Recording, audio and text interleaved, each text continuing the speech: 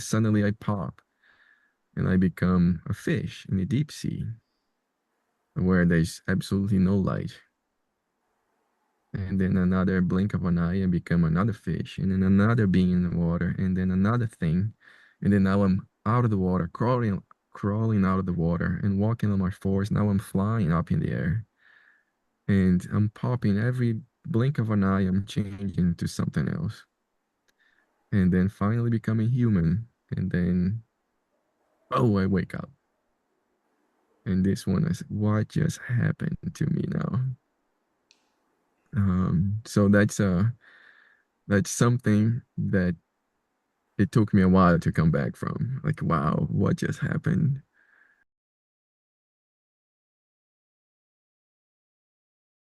Hello, everyone, and welcome to the channel within. I am Mira, and today I'm so excited to be speaking with Joseph Banks about his NDE and then different OBs that he experienced after that main NDE. Hi, Joseph, and welcome to the channel within. Hi, Amira. Thanks for having me here. And hello to everyone listening and watching at home, walking on the woods, driving to work or something. So thanks for having me here. Yeah, I'm excited to dig in. Do you want to get started with life before your NDE? How were you religious? Um, Not really, Mira. Not really. I think like everybody else, I was just trying to, uh, you know, make a living and I go about my day, and that's it. Going to work and doing my best. Um, that was it. Really, there was no context with spirituality or anything like this. So it's just a plain life like everybody else's. And today is not different at all. Yeah, sure. So, like I said, I was working and pretty much, uh, uh, not easy, not easy. Working, I always work with airplanes since I came out of high school a long time ago. And I love airplanes. I still do. I still work with airplanes today. And there was one day in Tennessee, I was working inside of a airplane fuel tank.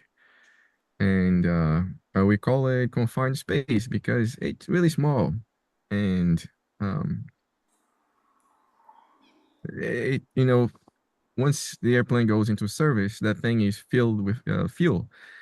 And once we open the fuel tank, there's still like fumes inside. And even though it had being ventilated for a while, I got inside and I had my respirator that protects my breathing. But I think there was something wrong with that respirator that I didn't see, at first. So I was inside of that place and I began to feel funny. And I remember thinking, I feel funny.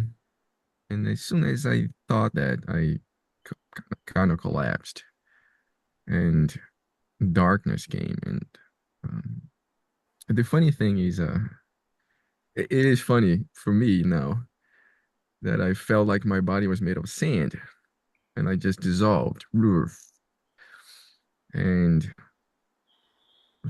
like I said, darkness and silence. And suddenly this voice came to my mind and said, hey, you're that guy now.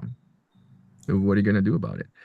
So that's the funny part for me because as you go into a confined space training, bottom line is don't be that guy. Don't be that guy.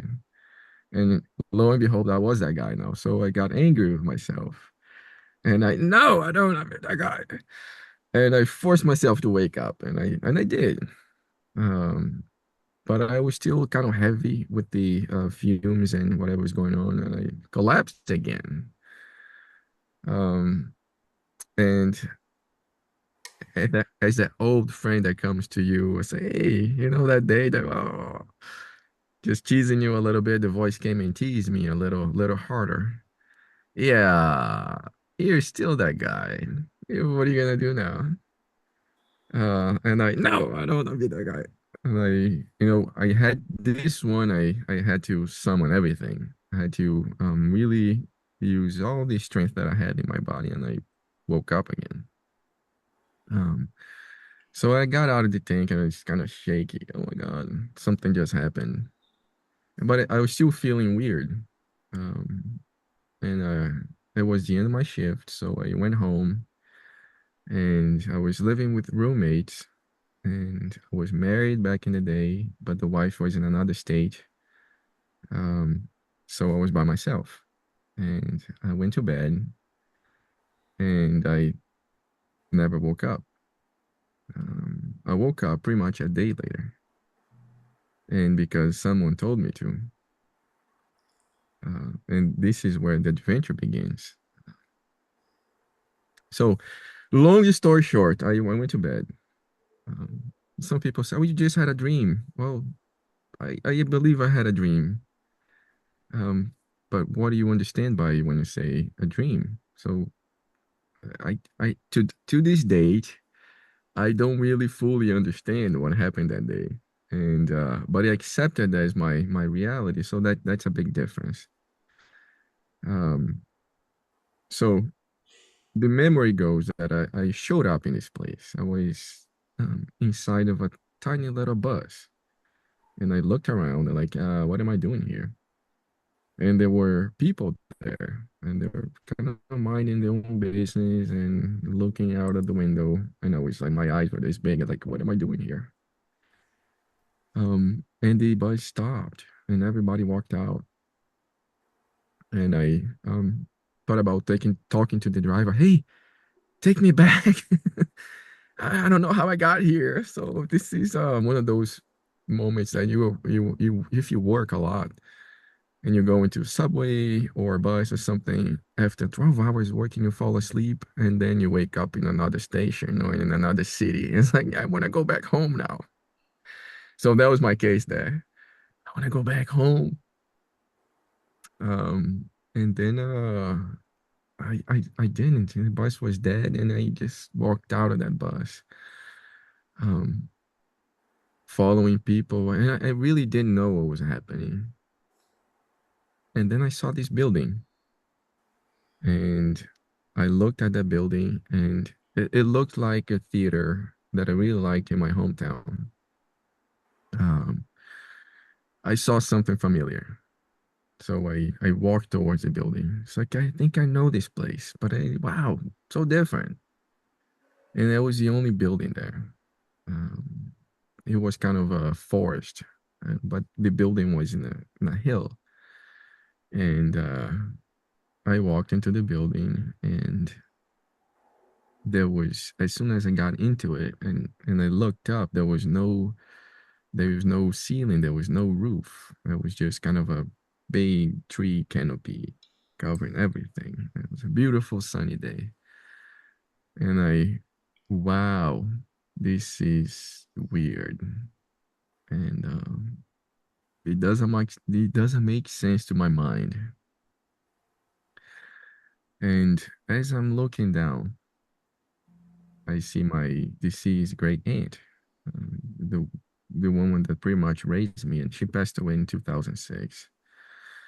And when I saw her, she smiled at me, and I smiled back, and I realized I think I died.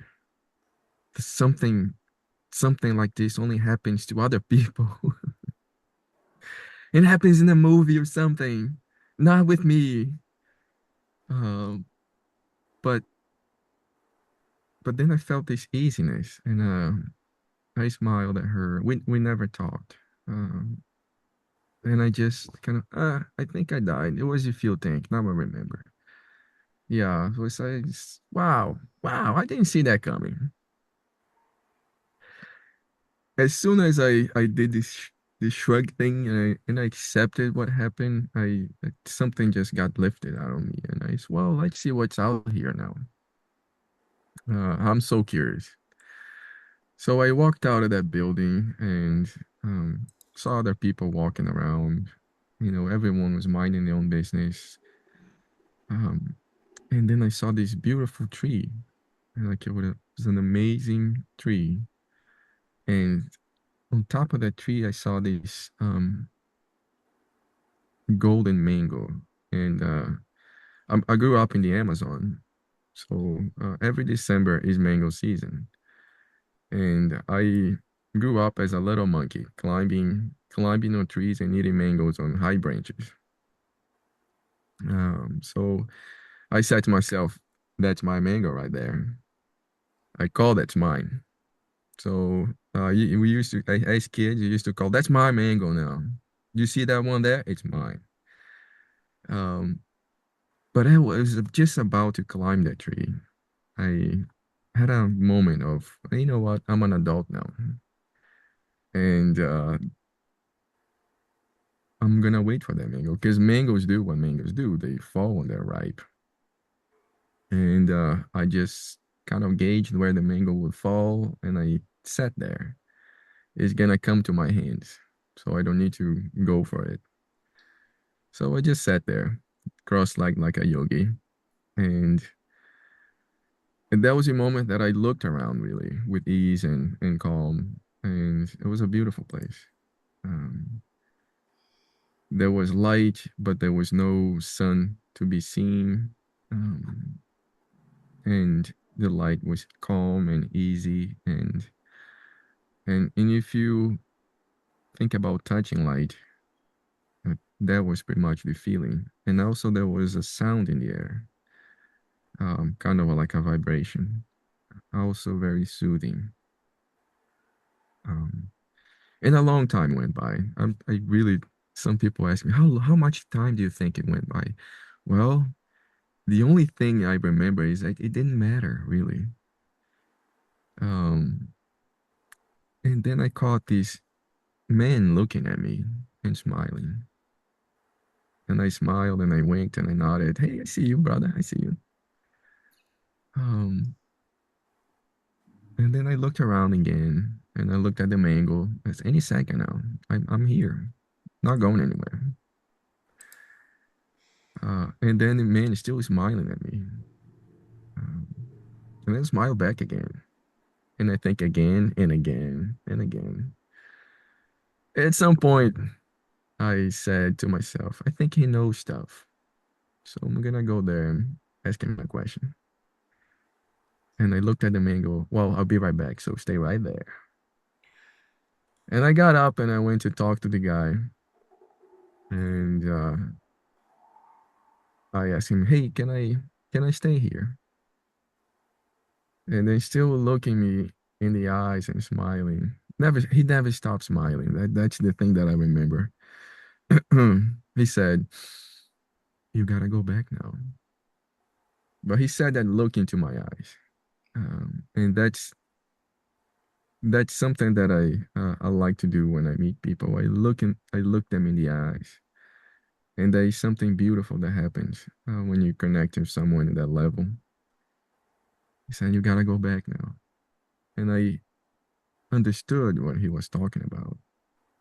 I understood that I would be okay, and then without thinking, I never thought about anything or anyone, like not even the golden mango, like glistening with everything that I ever wanted in my existence. I'm trying to be really dramatic now. I said, I'll go back now. And he reached and he touched me in the chest, and I felt this electricity, this energy, and an explosion, and I woke up in my bed. So over 20 hours had passed, um, and I didn't know what was going on. I kind of got into the panic mode, uh, and everybody was looking for me, and like, lots of missed calls on my phone. My phone was ringing right next to me this whole time. Co-workers thought I had a motorcycle accident. Wife was calling me, and I um I called everyone that I could, and I told them I was sleeping, and they just couldn't believe you slept for 20 hours. I mean, who does that? Well, when you're tired, I think you do. So um, I was sleeping. That's what happened. Um, then I really panicked. Um, and people say, "Ah, you just slept. You had a dream." But this was afterwards. what I remember the most, um, that led me to think that it wasn't just a regular sleep or I wasn't just tired, is that when I went to the bathroom, this is something that I don't really don't talk about because it is personal and it's kind of a vulnerable thing. That when I went to the bathroom, my urine was black, and this years later, I only connected the dots was years later that that happens when the muscle structure starts to die, and that brings this black urine. So in my head now, I was dead. I was dead, and I when that man touched me, and that was when my heart started to beat again, um, and that was it. And I thought, well, that's I'm back here, um, trying to live my life again best way I can. But the thing is, life was never the same. And now when I look back and I say that that was day one for everything that happened afterwards. You know, fear, a lot of fear, and a lot of strong emotions, and me changing in ways that I would never see it coming. And finally connecting to other people, seeing their lives, and choosing my own path, having knowledge of everything that happened to me as a soul, and choosing my own path forward. And now I'm here talking to you and everybody else. That Joseph, I like what you said there. It was day one of a new beginning, almost like a new rebirth, you know? I like that. Um, I have a few questions on that NDE itself. Did you actually talk to the bus driver to take you back, or you were thinking that you want to go back? I was thinking. Yeah. Okay. And now that you told it to me, and I liked it because of the mango story, because mangoes are like my favorite fruit. And when you said you saw that and had to have it, I was like, I love the NDE. And so that also is very unique, having the mango in there, and you're able to, because you grew up in the Amazon and you loved mangoes, it makes sense that the mango showed up there, in terms of this individual that showed up in the ND, the man smiling. What did he look like? Oh, that's a good question. Um, well, I tell you, I'm not a great person that describes stuff like well, but I tell you, if I see him, I'll recognize him. Um, about my height. Um, and the thing is that this smile was striking, and his eyes were also striking. Um, yeah, I can't really describe um, well. And I love the bus as the mode of transportation to take you into that next realm, almost. The building, and then that big tree, like a tree of life almost. Yeah, So did that have later like, yeah. later in life, I was like, wow, maybe that's the tree of something biblical. But the thing remains that those beings are also beautiful, and if they're mythical or not, um, yeah, they are all, in the end, like me and like you. Yeah, absolutely. Did that, and the fact that you recognize the building also, like something you saw back here, um, it does seem to suggest that the NDEs, while they have, a few common threads or many common threads, that it's also unique to the individual experiencing it, so that you have a sense of comfort. You said that first you were in panic mode, but then you eased into it, right? Yeah. Yeah, that was a theater, so every now and then I would go there for live performances, and I always liked it.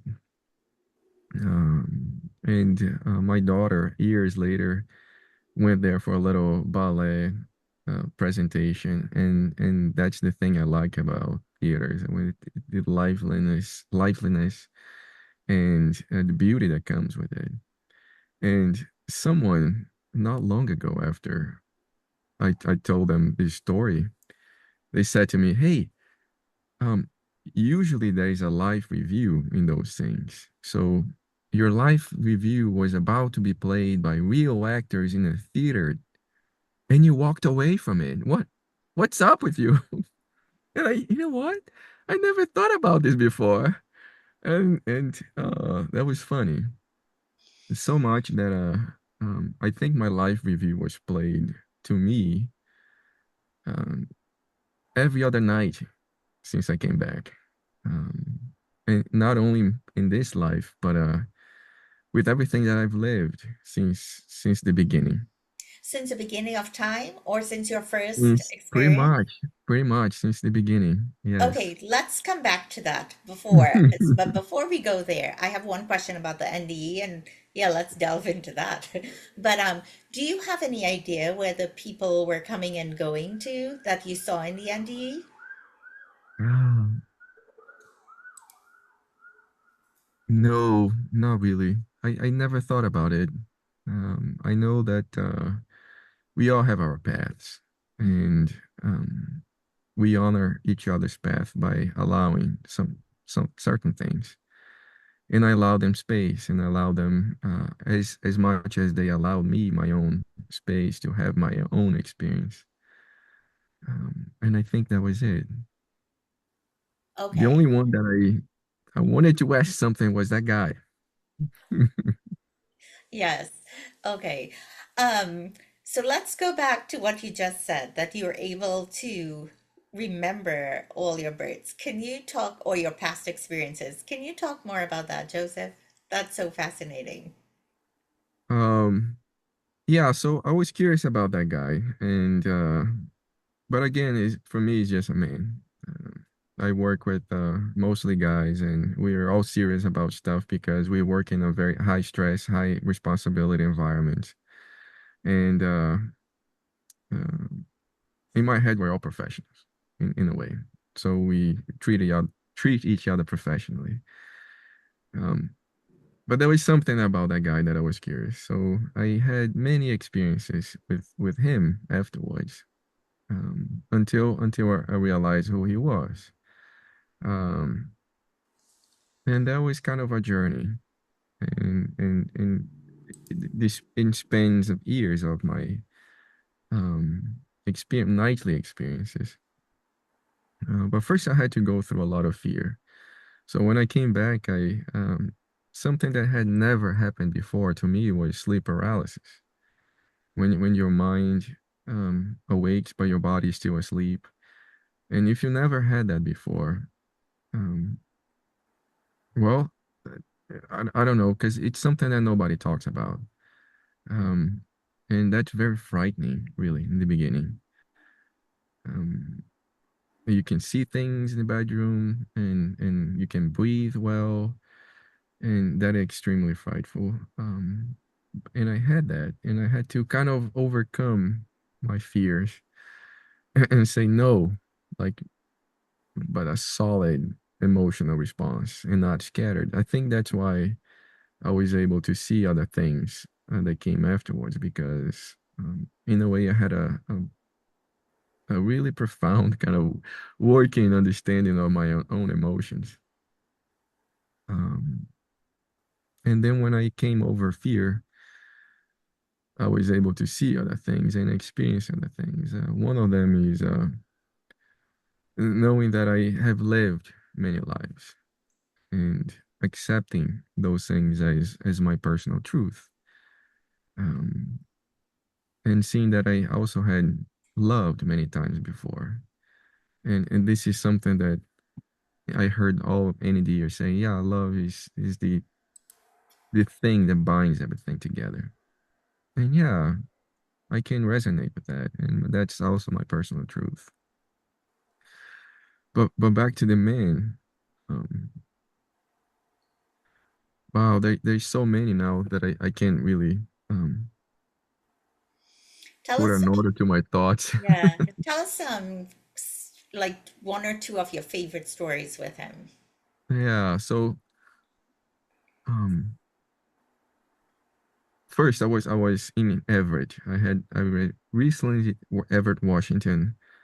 I was recently divorced and I was kind of looking to find my way back in life, and I was with a roommate and trying to sleep, and the dog just wouldn't let me sleep. And then finally I gave in and I both slept and immediately had this dream that I was in the backyard of the home that I grew up down in Brazil, and I was walking towards this wall, and it had a hole on the bottom, the wall, and there's wow, this is never, I don't remember this hole here. And then I looked around, I think I'm dreaming now, so I must be sleeping. That's great. And then I saw this glow coming out of the hole, and wow, this is really interesting. I'm not afraid. So I kind of knelt down and I look into the hole, and these two glowing eyes are coming out of the hole. And now this is it gets really interesting now. Now it's a purple cat with glowing eyes. And I think this is the coolest cat I've ever seen. And then can I pet you, little one? And then as soon as I touched the cat, I felt the paralysis. And this is not a regular dream. And I kind of focused for a moment. Forced myself to wake up. I became pretty good at that. And then when I woke up, I was in my room, and there was this really tall, dark figure standing next to my bed. And again, I'm not afraid. I asked him, "Hi, what's your name?" And then the dark figure, without saying anything, just pointed a finger up, and then I felt that finger going into my head and lock inside of my brain. And like again, not afraid. And the dark figure gracefully sat between my head and the wall. And I turned to continue my conversation. Now it was my mom, and she was dressed in white with a little crown of flowers. Like, mom, but as a teenager, I had never seen my mom as a teenager before. And then she said to me, "Yes, you gotta close your eyes more often." And what? Close my eyes? And then she showed me a notebook. Um, it was an all beat up notebook, and there were questions there. And one of the question was a name, and I know I thought to myself, I gotta work on my questions. They're really boring. So I need to ask better questions. And but that line kind of stuck in my head. It was name Grotto, like Grotto, name Grotto. And what kind of name is that? And I turned to the other side of the bed, and now there's a big guy standing there from work. And dude, what are you doing in my bedroom? And then he said, "You gotta close your eyes more often." And then I was getting all agitated, and this is not real. And then woke up again. Poof. And now I'm really awake, I think. I looked around, like, am I awake? Is this real? So that was my integration there, like finding what's real and then what's a message or whatever. Um, Luckily, we're in this age that we can find everything right here. So I had to look it up. And there was a restaurant in Snohomish called the Grotto. And no, it has absolutely nothing to do with a restaurant. But then I found this place in Portland, Oregon, called the Grotto, the National Sanctuary of the Sorrowful Mother. And then my mother was there, and I have to go there. So it took me, I think, a couple years to actually take this trip from Washington to Oregon to visit the grotto, and I did. Um, so I went to the grotto finally after 2 years of that dream, and I was walking there. It was November. It was cold, kind of rainy, It rains every time here. And I'm just walking around and, okay, God, I'm here. What's the message? But there was no message. It was just a nice place. And I kind of forgot why I was there. Really, it's just nice. Okay, let's pause the movie there. There is another story that I have to tell before we continue this one. Okay. I was After I went through all that fear, all this stuff, I was curious about what was happening to me. So I went to a group also in Seattle, um, and I made some friends there. The group was about paranormal stuff because when stuff happens to you in a regular basis and it's not normal, you gotta find ways to talk about it. And luckily nowadays we have um, avenues like yours. So thank you for this. Thank you for allowing people to discuss things that are not common, and it's so validating. It's so important. Um, so I was there with my group and having fun and eating pizza, and we said goodbye. And now I'm driving home, and I began to feel something that I never felt before. And I was kind of dozing behind the wheel, but that was not normal. It was so intense. And like, this is not normal. And I was rolling down the window and putting my head out and then trying to stay awake. And my head was going sideways. And so I ran back home. I made it home. Thank God I made it home. And I face planted on my bed, just like ran and then both collapsed. As soon as I hit the bed, I was floating up in the air. And whoa, this is this is really happening.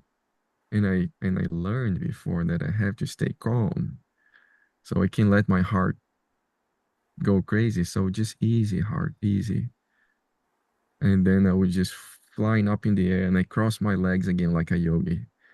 And I shot out of my bed immediately. And I showed up in this place. It was a beautiful sunny day, trees everywhere. And I was sitting in front of this little hut with, four sticks and kind of drapes floating with the wind. And I sensed this is a school. I'm here to learn something. And here comes a man. And like I said, I recognize a face. And that's the man that told me to go back and say, hey, we connected again. Hey, how's it going? And he gave me a book to read. And I read that book twice, from cover to cover, out loud. And that was how much time I spent in that place. And then in the end, I returned the book to him and we talked a little bit more and then said goodbye.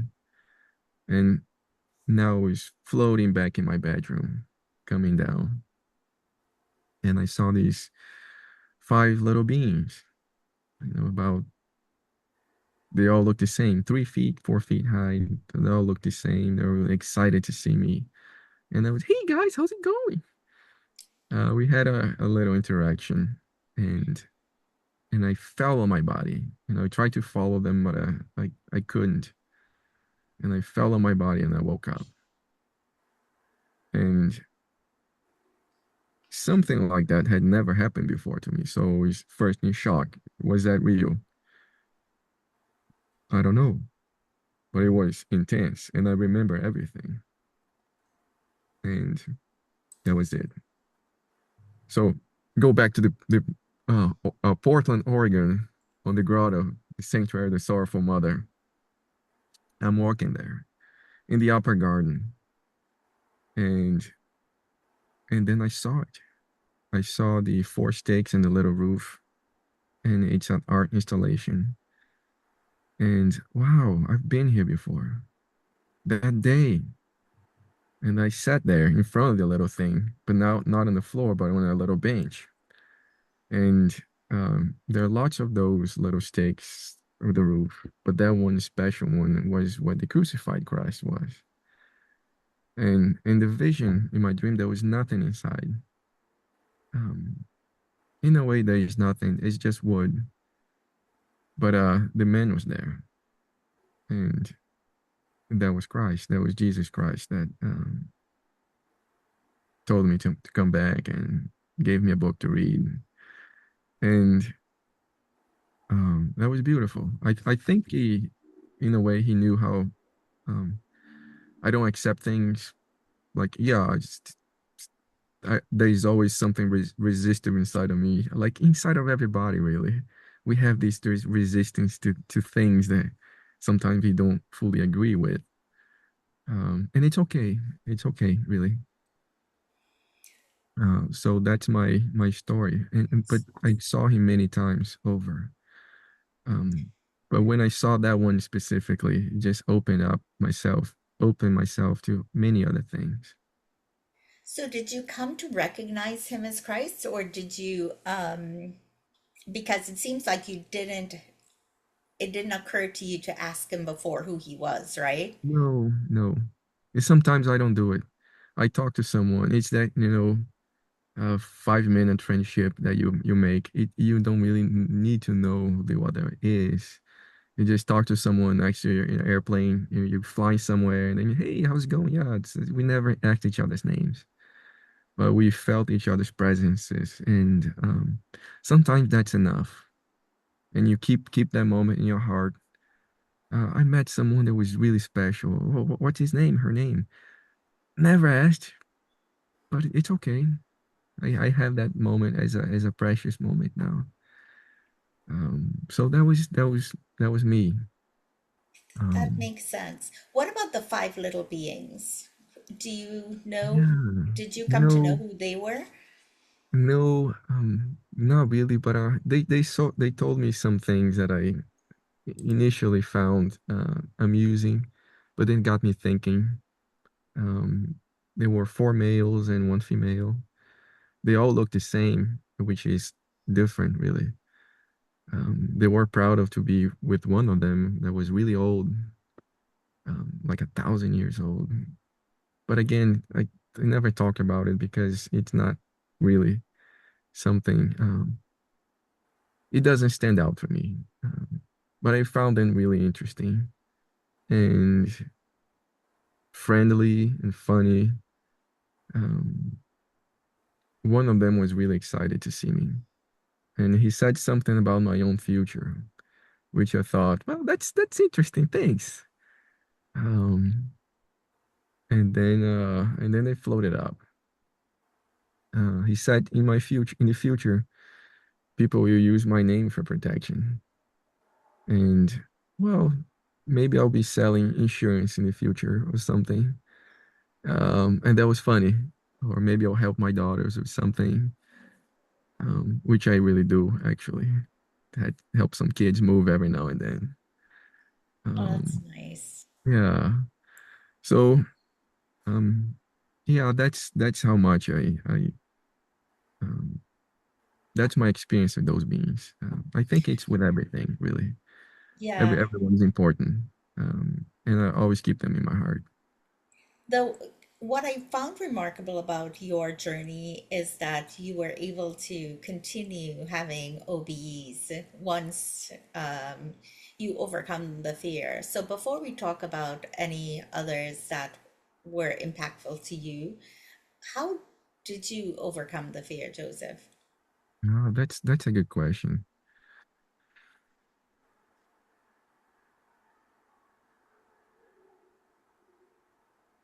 I think I was tired. So it happened when I was having those sleep paralysis almost every night. I was afraid of going to bed. Um, and every night I would get paralyzed and messed with. And um, so that was what led me to get gather all these emotions when I felt the paralysis coming. I said no, uh, but a solid no. Had never um, come up with such a strong and unified um, no. I don't know if it makes sense, but um, there's always something in your head, different thoughts and different emotions, and But when everything comes together in one point, um, I think this is a really hard thing to achieve. But you gotta practice. And I think that's what I did. I was doing it every night. So it was for me. It wasn't just rest to wake up next day to work. For me, it was like I need to do something about it. And you know what? There's no one here to help because nobody teaches this anywhere. And I don't want to just go to work tomorrow. I need to figure out this thing now. And that's what I did. Um, and because of that, I went through all these things. Some things don't really bother me now. Um, and I see people complaining, thinking it's like, you know what? I don't have anything to say about this matter because I figured out a long time ago. And whoever you are, sometimes you gotta walk your path, and no one will walk your path with you. And I know it might sound harsh or something, but in my head, it's true. Um, it's always gratifying and it's always edifying when you go through hard things on yourself, by yourself, because you can do it. Um, and then Absolutely. suddenly certain things become easier.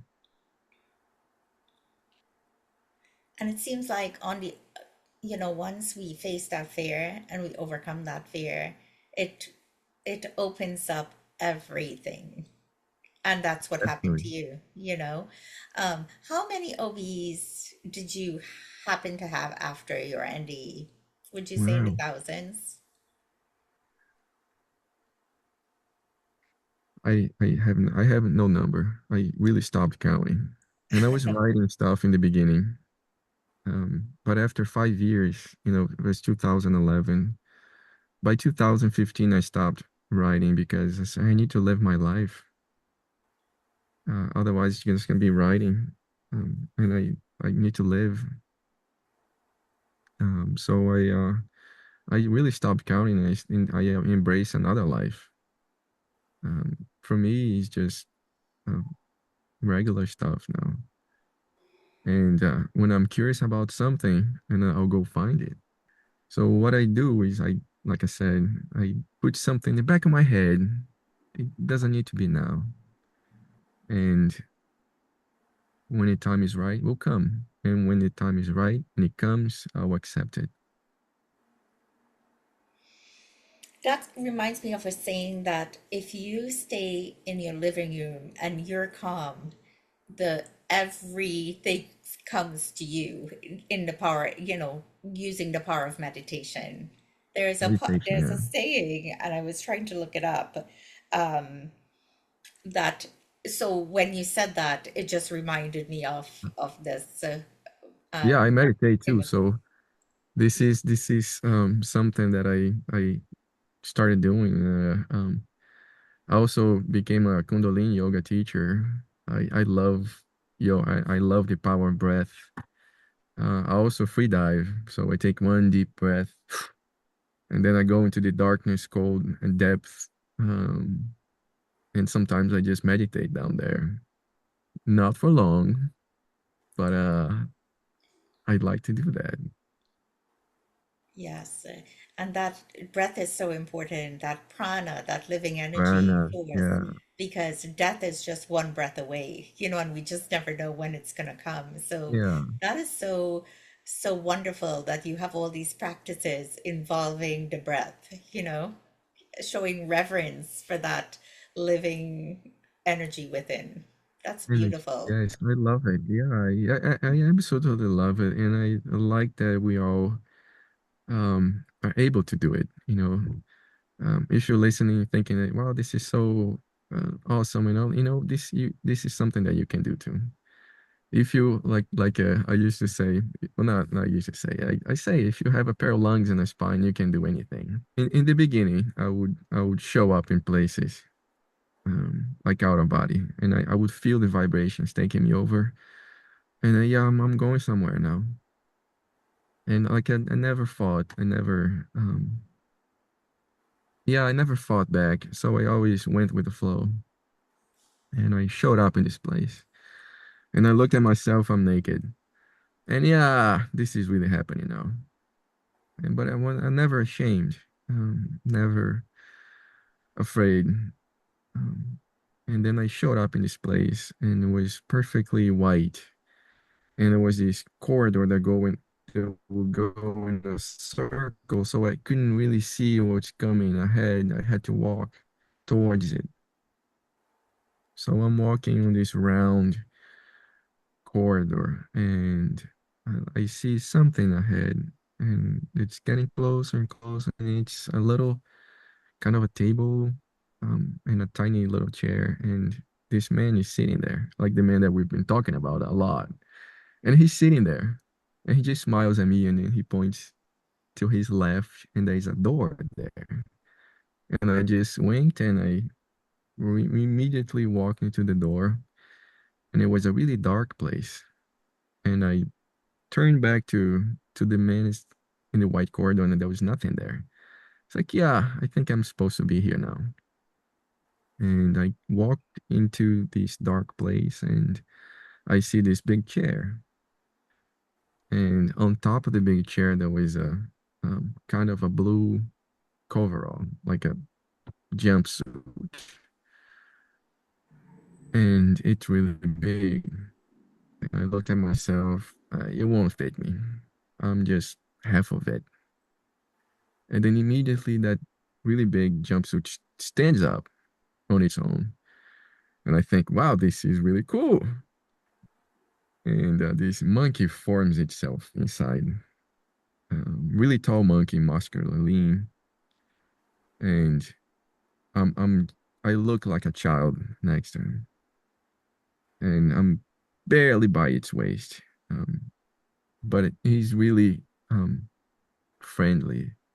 And then he leads me like a little child.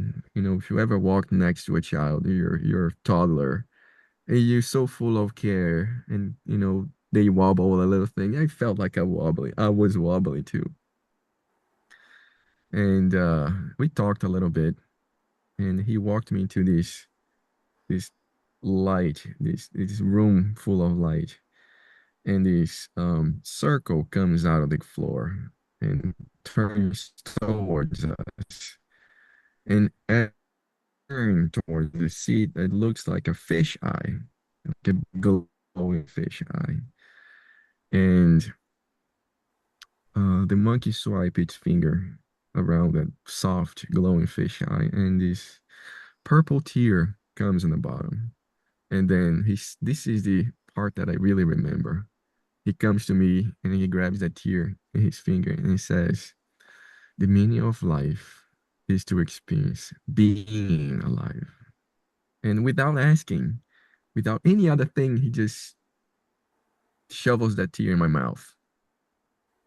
And I started to shake, and I was shaking and more violently, and suddenly I pop and I become a fish in the deep sea where there's absolutely no light.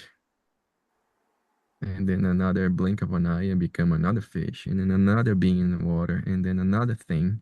And then now I'm out of the water, crawling out of the water and walking on my fours. Now I'm flying up in the air.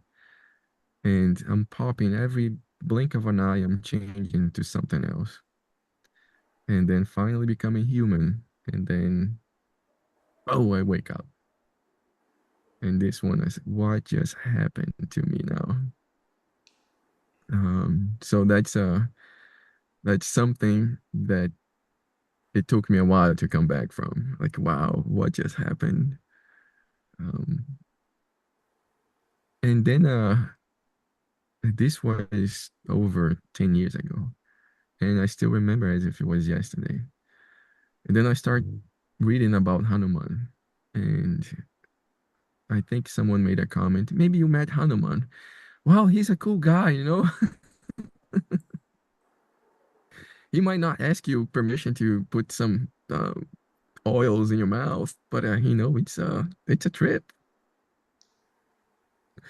It was such a great experience. And like I said, I'll never forget this one. So you think that showed your evolution or possible evolution that we go through? Did you come to understand what that meant? I um it begs a question, who are you? Mm, yes. What do you think you are? It comes back to like a really simple questions. Like I said, when I saw um my mother's notebook, like I need to ask better questions. And who are you? So this is a really great question. What are you really? And by seeing all these things, and I have other experiences that I saw myself turn into light. And is that an end to it? I don't know. But I know that this is not it. This is not the end. This is but a moment, really. I know we heard this before from different people. This is but a moment. And I use that as a mantra too when I go through difficult things. Yeah, this is a moment. I'll make it to breakfast tomorrow and we go from there. Um, but yeah, there's more to learn. And when you finish learning everything here, maybe there's more to learn, but not here. Becoming more than human, becoming light, becoming someone or something that plays with space and time, and all these things that really don't matter become our like, hey, this is amusement, and everyone is learning, and be compassionate to everyone, because compassion will be shown to you eventually. I And love that message, Joseph. yeah, I like it too, and I try to live by that. Because in the end, I know I have more to learn. And it's nice to help a brother out, help a sister out. In the end, I'll be helped.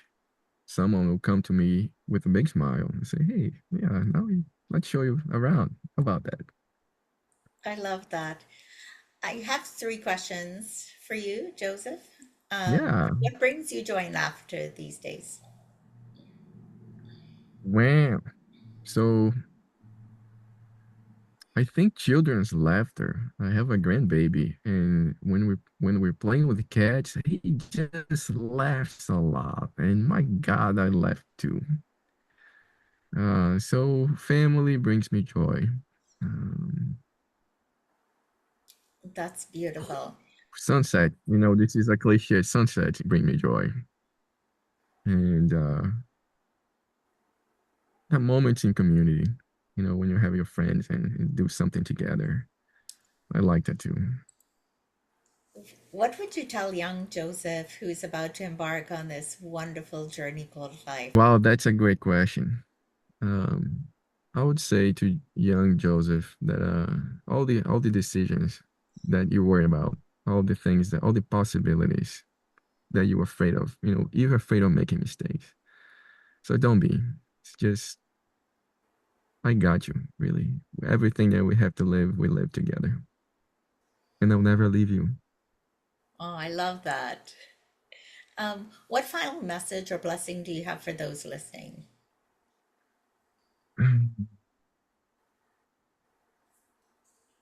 I think it's my mantra that I share. It's okay. It's okay to feel whatever you're feeling right now. It's okay to um, make mistakes. It's okay to accept others' mistakes. Um, and we've seen a lot of stuff happening in the world. And I know some people want to raise banners and this and that. But think that inequality and injustice has always been there. What changes really it's what's inside of each one of us. And if you're really serious about moving forward and being this being of light that is compassionate to everything and everyone, so begin to show it now in the moments of intensity that really matter. Thank you so much for being here with me today, and I hope that everyone listening enjoys this as much as I did.